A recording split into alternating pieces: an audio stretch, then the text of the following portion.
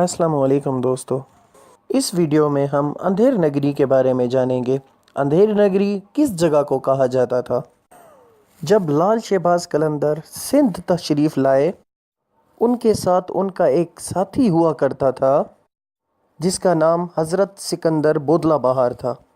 جہاں آج قلندر لال شہباز کا مزار ہے، وہاں وہ مستقل رہا کرتے تھے۔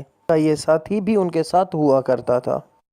اس جگہ کے قریب ہی ایک قلعہ ہوا کرتا تھا اور اس قلعے کے راجا کا نام راجا چوپٹ تھا۔ راجا چوپٹ ایک ظالم راجا ہوا کرتے تھے۔ چونکہ وہ ایک ہندو راجا تھا، چنانچہ اس کی ظالمانہ کارروائیوں سے زیادہ تر شکار مسلمان ہی ہوا کرتے تھے۔ اس کے علاوہ اس کا سلوک ہندوؤں کے ساتھ بھی کچھ مناسب نہیں تھا۔ سبھی لوگ اس کے ظلم و ستم سے پریشان تھے۔ راجا چوپٹ کے کچھ خاص لوگوں نے اس کو یہ بتلایا کہ ایک مجذوب قلندر شہباز کا دیوانہ ہے اور اس کو ساری دنیا میں لال شہباز قلندر سے زیادہ کوئی عزیز نہیں۔ چوپٹ راجا بھی اکثر ان کی مستانہ وار نعروں سے آگاہ ہوتا رہتا تھا۔ جب راجا چوپٹ نے اس کو اپنے پاس بلوایا اور کہا، کیا تم ہی نعرے بلند کرتے پھرتے ہو؟ حضرت سکندر بودلہ بہار نے کہا، ہاں میں ہی نعرے لگاتا ہوں، میرا مرشد لال سائیں ہے۔ لہٰذا اس راجا کی بد دماغی اپنے عروج تک پہنچ گئی اور اس نے حکم دے دیا اس مجذوب کو ذبح کر کے پکایا جائے اور اس کا گوشت کھا لیا جائے۔ یہ ایک وحشیانہ اقدام تھا کہ گوشت کو پسند نہ کرنے والی قوم کو راجا ہی اپنے ہم مذہبوں کو گوشت کھانے کا حکم دے رہا تھا۔ سارے وحشی درندوں نے مل کے مجذوب کا گوشت کھایا۔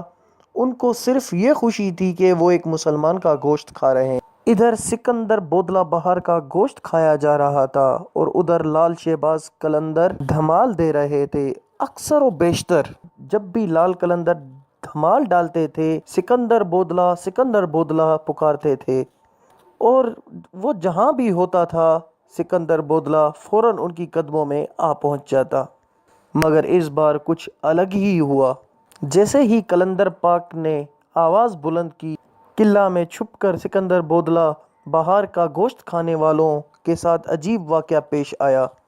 جو بوٹیاں کھا چکی تھیں اور جو بوٹیاں منہ میں کھائی جا رہی تھیں اور جو بوٹیاں دیگچی میں موجود تھیں، وہ سب بوٹیاں نکل کر قلندر پاک کے پاس جا کے جمع ہونا شروع ہو گئیں۔ سب بوٹیاں آپ کے پاس پہنچ گئیں تو ایک جسم کی صورت اختیار کر لی۔ وہ صورت تھی جناب سکندر بودلہ بہار۔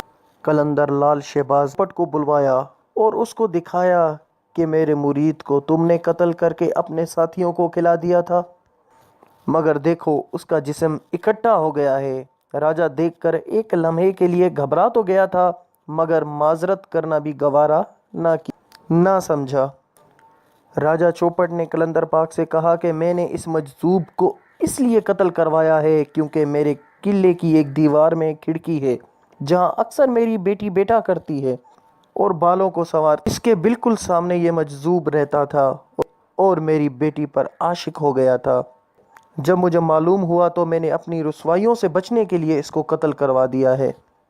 قلندر پاک نے اس کو نصیحت کی کہ اس کام کا نتیجہ بھگتنا پڑے گا۔ راجا چوپٹ نے الٹا دھمکیاں دے کر اپنے محل میں چلا گیا اور اپنے محل میں جانے سے پہلے آپ پر اور آپ کے مریدوں پر بھی بے جا الزام لگایا۔ چوپٹ راجا کے جانے کے کچھ دیر بعد لال قلندر شہباز نے اپنا کاسہ الٹا دیا۔ کچھ ہی دیر بعد معلوم ہوا کہ راجا چوپٹ کا قلعہ الٹ گیا ہے اور اس قلعے کے بما اس ظالم راجا کا نام و نشان بھی مٹ گیا ہے۔ چوپٹ راجا اور اس کا قلعہ ایک اندھیر نگری تھا جہاں صرف اور صرف ظلم و ستم کیا جاتا تھا۔